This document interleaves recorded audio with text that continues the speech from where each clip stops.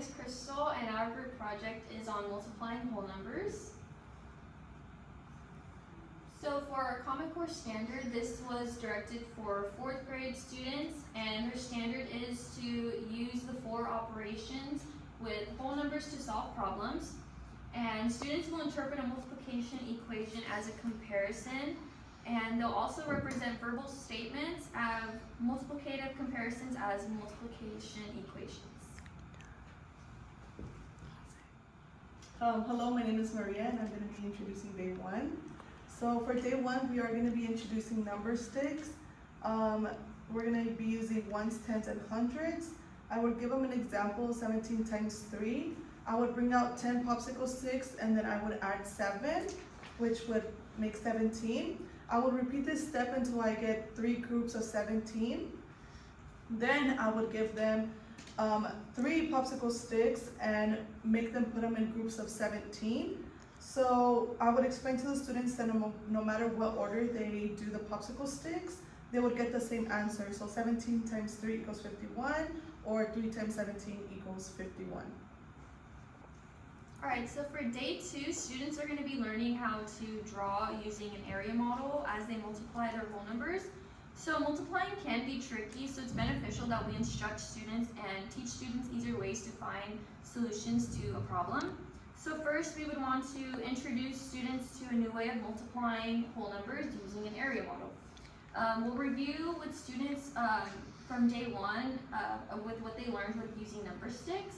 And then we'll also have students be able to create an area model by drawing a rectangle and making 4 boxes within the square or a rectangle that they're using. And we will also explain to students that they can multiply numbers like 22 times 17 and 12 times 5 using an area model. We'll also remind students to think about the place values of the numbers, and we can split each number. So for example, for 22, we'll split it into 11, and then for 17, we can split it with 8 and 9.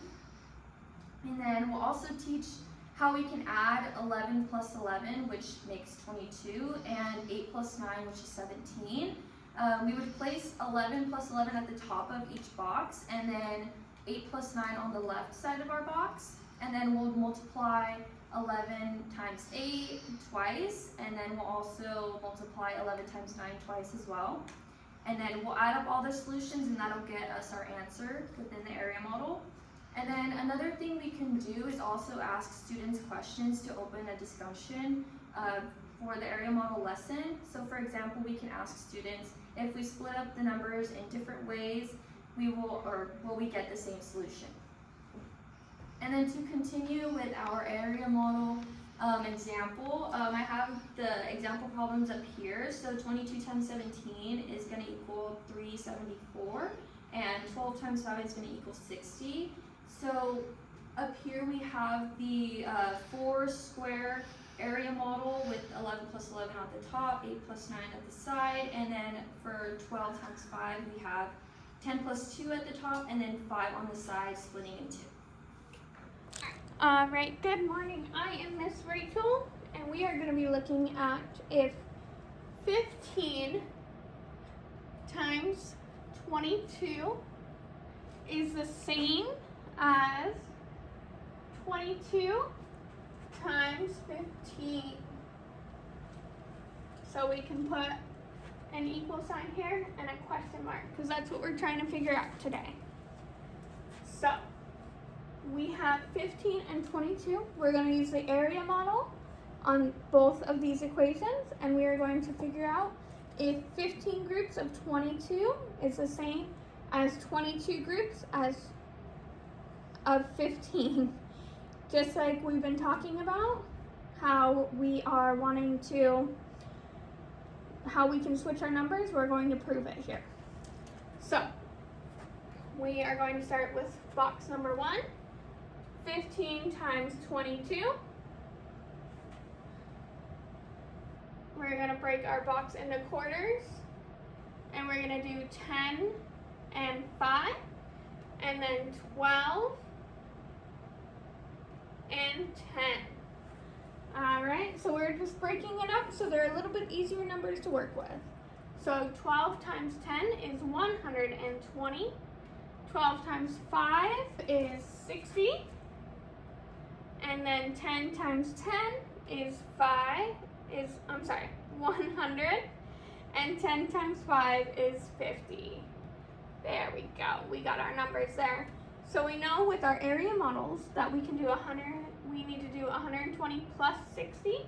Actually, let me change it to this. 20 plus 60 and then plus 100 plus 50. So 120 plus 60 is 180. And then 100 plus 50 is 150. Then we add these two up, 0 and 0 equals 0. 8 times 5 equals 13. 1 plus 1 plus 1 equals 3. So our answer here is 330. Alright, let's keep this in mind as we move on to our next equation. I'm going to do this box in yellow just so we can help to differentiate between the two. And I'm actually I'm going to redraw that box. Hold on. I want to do this one a little bit bigger because we're going to break up the numbers in just a little bit of a different way.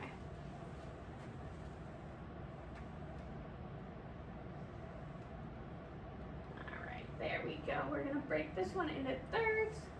We're going to break the numbers into different numbers to break down. So on the side, we are going to put our 10 and our 5. And then on the top, we're going to do 10, 10, and 2. So you can see I put, this all equals our 22 here, and this right here equals our 15. So remember, we're looking at switching our problems and seeing if it will still work. So up over here, we've got our 10 and our 5 on the top. Over here, we've got our 10 and the 5 on the side. Over here, we've got the 12 and the 10 on the side. Over here, we've got the 10, 10, and 2 meant to represent the 22 on the top. All right, so now we know 10 times 10 is 100.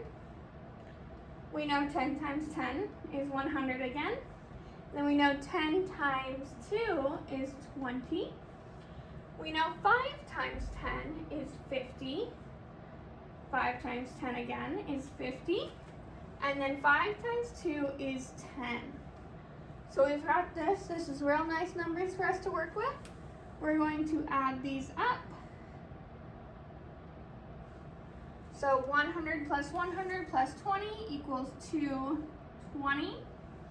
50 plus 50 plus 10 is 1. Oi. Let me erase and rewrite that because that is not right. There we go. This is 110. Now, we know we had to add these up. 0. 2 plus 1 is 3. 2 plus 1 is 3. So our answer is 330. So after doing the equation, 15 times 22 over here, is it equal to 22 times 15 that we did over here? It is in fact equal to each other. Okay, for day 3 on our lesson, we want to focus on comparison equations, which is just students understanding when you multiply whole numbers, it's not necessarily important for you to multiply in a certain order because you will always get the same answer. So our example question is, if Sarah had 5 marbles and Jake had 4 times as many, how many marbles does Jake have? So our equation would be 4 times 5. But when solving 4 times 5, you're gonna get 20, but if you do 5 times 4, the answer will still be the same. We just want them to know that when it comes to whole numbers, it doesn't have to be in a specific format, like compared to other scenarios. And the second frame that we want students to focus on when writing these to kind of understand is, for example, 4 is 5 times as many as 5 is 4 times as many. And when we're practicing with the students, we just want to make sure that we're modeling with them. This is another example one that we can model with students, which is Mia has 6 pencils and Ben has 3 times as many. So how many pencils does Ben have? And we will have students do it both ways, where they have 6 times 3 or 3 times 6 to kind of prove that no matter what, they'll get the same answer. And then we'll just have them work independently with their groups and on their own to master the skill. So for our standards of mathematical practice, we chose number 2, which is reason abstractly and quantitatively. These were important to our standard because as they're doing the math, they're going from a concrete person to an abstract. So it is very important that they have that abstract reasoning. Our second one was looking for and making use of structure. This is shown very well in the use of area models, finding a structure that works for each problem consistently every time. And then our last one was look for and express regularity in repeated reasoning. With multiplication, there is a lot of repeated reasoning. 5 times 4 equals 4 times 5. They're the same and they multiply the same because it's either 4 groups of 5 or 5 groups of 4. And so that is a lot of repeated reasoning that the kids have to understand. So one of the misconceptions that students can face when going into the multiplication is when we have the word problems that say, for example, Rachel has 4 times as many marbles as Maria.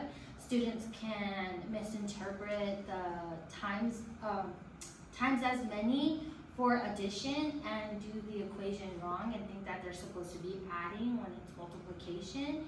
And so it's just working with the students to make sure that they know whenever the question says times as many, we are looking at multiplication for that one.